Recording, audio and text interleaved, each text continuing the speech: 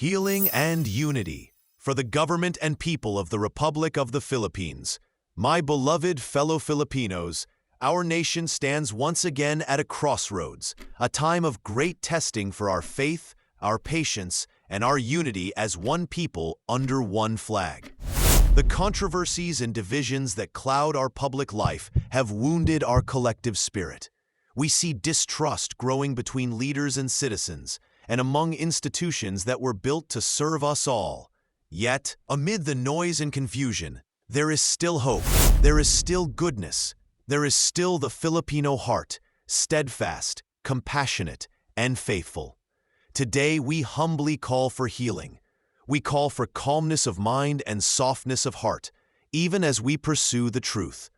We call for courage, not the courage to shout the loudest, but the courage to listen, to understand, and to forgive. The government acknowledges the people's call for transparency and accountability. To ensure fairness and impartiality, all issues relating to infrastructure and governance controversies shall be referred to the Independent Commission for Infrastructure, ICI, a body entrusted to find truth beyond politics, to uphold integrity above all interests. We appeal to our lawmakers to allow the ICI to perform its duty freely and fully.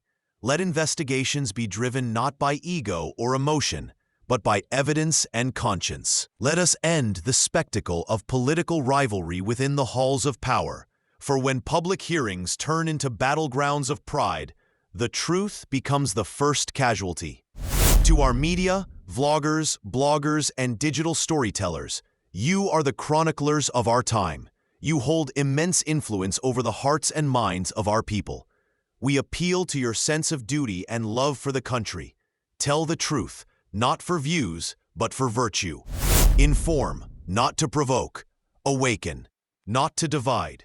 To our fellow netizens and citizens, be vigilant, but be kind. Be critical, but be fair.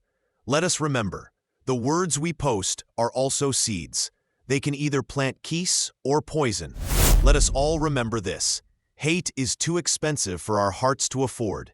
It costs us our peace of mind, our friendships, our families, and our nation's soul.